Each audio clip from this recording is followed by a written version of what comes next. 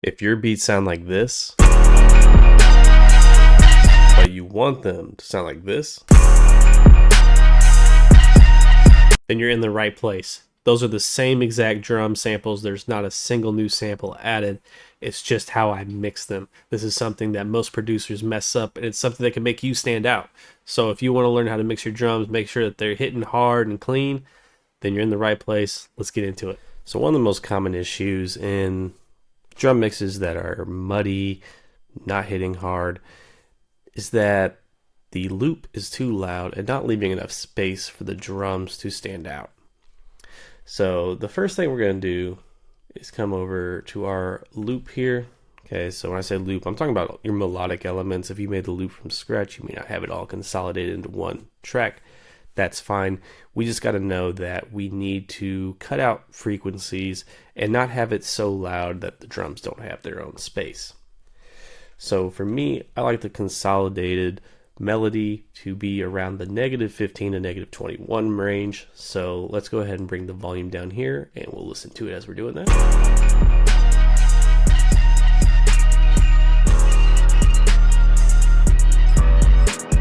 So I want it to be loud enough where it still has presence, but it's not controlling the entire thing.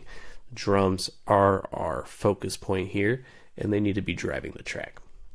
The next thing is we need to cut out the low end on here. So we're going to come over here and we're going to use this slider to bring down everything below at least 90 hertz. You can see mine set to 151, and that's because there's a section with a sub bass that has some low mids that I also want to cut out. And when I don't have my 808 playing, I'll actually boost those a little bit to make up some volume and have it standing out more. Okay, but next time we need to move into is our kick. Right now, this thing is not punching at all, and the kick is just too quiet. Okay, the kick should be hitting around 0 dB for hard trap beats. So we're going to bring this all the way up. The reason I can bring it all the way up is because this sound is not super loud on its own, so boosting it here is not going to distort it or anything like that. We're actually going to be hitting right below 0 dB if you look here. You can see on the current meter, it's hitting right below 0, and that's a good spot for it. You want to aim for that 0 dB mark. It could be a little bit above or a little bit below, depending on the track, so just keep that in mind. I just want to give a quick disclaimer here and a bonus tip that all these decibel ranges that I'm giving you are just some guidelines, and at the end of the day, you got to use your ears to know exactly where these need to be. And one of the best ways you can do this is to bring in a reference track and listen to that, compare it against your beat, and make sure that yours sounds like it's hitting the same levels for each of the sounds. That's the best way that you're going to get to the desired result, is to compare your beat to a professional beat and make sure that your mix sounds comparable. If you're getting value so far in the video, please make sure you like the video. Leave a comment below. Let me know what mixing struggles you've had in the past or are currently having, and maybe I can help you out. And make sure you keep watching all the way to the end, because I'm going to give you some extra tips that really separate the people who know just how to level the sounds to those who really know how to mix. Enough jabbering, let's get back to it. Next is going to be our 808. Okay, so now in this beat, there's a kick and an 808, and the reason why is because I'm using a sub 808 that doesn't have a lot of punch. If you're using an 808 that has a lot of punch, just use that 808. Make sure it's hitting at 0 dB, like I said, for the kick. But if you're using a kick and a sub 808, our sub 808 needs to be a little lower than that kick. Okay, so the sweet spot here is going to be around -3 to -6 dB. So let's just listen to that.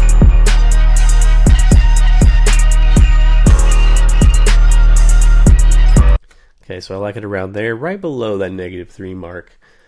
I think it's sounding pretty good. Okay, so now we actually have some kick. You can already tell a big difference here. Our drums are actually punching, but we still have some volume issues that we need to address. And one that happens a lot is hi-hats being too loud. I don't know why people do this, because it just hurts your ears, honestly. Let's get rid of those now. They're hitting way too loud. The sweet spot here is usually between the -12 to -15 range. Now for Memphis trap beats, it can be a little bit louder. The Take Heath style is more around that -9 mark probably, but we're gonna bring these down.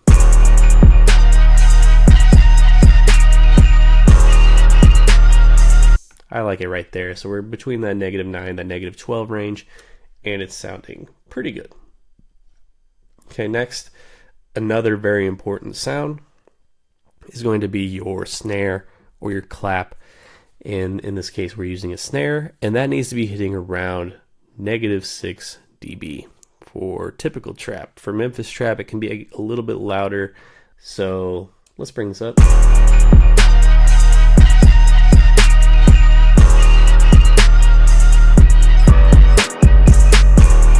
Okay, I like it there. Okay, a little bit below -3, but a little bit higher than -6. And that's for that, hard-hitting Memphis sound where we want that snare cutting through a little bit more. And it's also not like a super high-pitched snare, so having it hit a little bit harder isn't as hard on the ears. Okay, next we need to take a look at the bounce snare. And I'm going to fast forward in the pattern because it only comes in the end for a roll right here. Let's check. Okay, this one's actually sitting in a good spot already, so I don't need to touch this. You want this to be lower than your main snare. Obviously, this is just a bounce snare. It's going to be for like rolls and stuff like that, or just little extra hits here and there to add bounce to your track. And you may not even use a bounce snare, but if you do, just make sure it's a little bit lower than your main snare. So our main snare was between -3 and -6. I like my bounce snare to be between -6 and -9. All right, and with that, we're almost done. We've almost got all our sounds figured out, but we have the open hat. The open hats should be between -15, -18 usually. You want to be able to hear them, but they shouldn't be super up front. So let's just take a check here where these are hitting. Come back to the beginning so we have them hitting.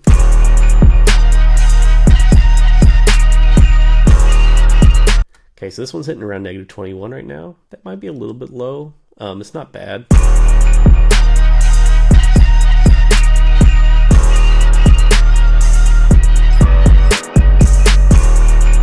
So I could bump that up to around -18. -21 doesn't sound bad. -18 doesn't sound bad. These are acceptable ranges. And if it was like super loud and it was like every time it hit, it was like, oh, like just taking over, that's when you know it's too loud. Right now, it's a nice little accent sound. When it's hitting with the kick, it's giving it that extra crispiness. It sounded really good. And then I have a triangle here, and there's a perk here. And these just need to be background sounds. So your percussion, I don't really think there's a range that you can just say that this is where it's going to be every time. It's going to be loud enough where you can hear it, but it's not the main focus. It's not taking anything over, and it's not sounding harsh on your ears. That's what's very important. Okay, so at this point, our mix is sounding pretty good, but there are a few more advanced tips. One of them's not so advanced, but getting the levels is the main thing. When you have good drum sounds, that's 99% of it, just having the levels right. Now that our levels are right, we can do some extra things to make them stand out a little bit more. One thing that you should always do is throw the Fruity Soft Clipper on your master. So you can see this is just like the standard settings. And just adding that, let's hear the difference.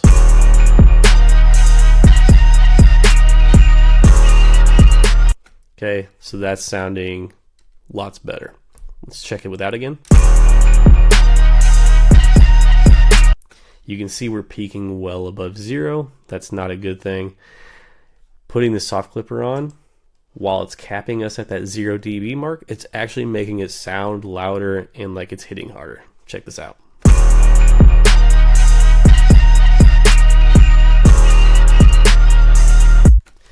I see a lot of people that think that if they just boost everything up, make it loud, that it's going to make their drums sound like they're hitting hard, and that's not always the case. As you just saw it when we were above that 0 dB mark, just because it was loud it sounded like it was quieter in reality because it was getting distorted, it was getting crunched down, and it just didn't sound as good. We threw that soft clipper on there, and it just gives us that nice subtle saturation, and it gives us extra punch. Like I don't know exactly how it works, the science behind it, but it sounds phenomenal, and it's a huge difference maker.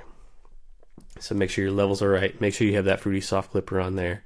And then the next thing I'm going to share is where I'm not going to show you exactly what is done to each of these sounds. I'm just going to give you the idea behind it. Okay, so first thing you might have noticed on this sub 808 is there's a dip right here around 400 hertz. The reason for this is we're just cutting out some space for that kick. So that kick has a real prominent sound at that range. So dipping that frequency in our sub 808 allows that kick to shine a little bit more.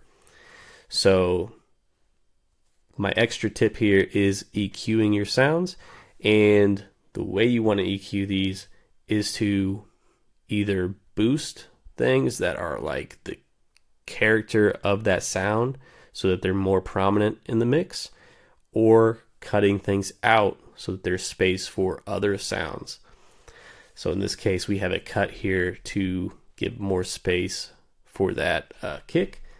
If we come to the snare here, there's a parametric EQ right here. If I open this up, we just have a slight boost here, not much, and then a boost here on the high end just to give it some extra air, and it's going to make it, you know, cut through the mix a little bit better. Okay, so now with that, I need to bring that volume back down because I boosted those frequencies. I pushed it above that range, and you could hear it was really hitting hard, and that was too loud, so we want to bring it back down to that -3 mark. Yeah, so there we go. You can tell it's sounding more crispy now. Bounce snare, we have a very similar thing. Throwing on the EQ, a little dip here, just a frequency that doesn't sound very good, and then we have that boost in the high end to make it cut through more. And I'm just going to bring that down. And then open hat, similar thing, just boosting the high frequencies because that's the character behind it. And again, we probably want to lower this back down.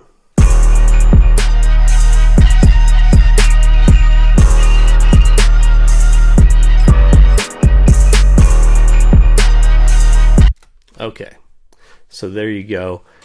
You could tell that EQing made a pretty big difference actually. So the better your sounds are, the less EQing you're going to have to do. So investing in good sound kits is definitely a good idea. But if you go in and you tweak some EQ settings, you can make the sounds you have even better. Okay, so boost the character, cut out things that aren't needed, that make space for other elements that do need that. As long as each element of your beat has its own lane, its own space, then it's going to shine in the mix. If you have things that are taking up the same frequencies, you're going to have clashing, and things are not going to cut through as cleanly. I hope this helped you. If it did, please like the video. Make sure you follow the channel so you can get more producer tips. And let me know in the comments, what struggles have you faced with your mixing? Till next time, peace.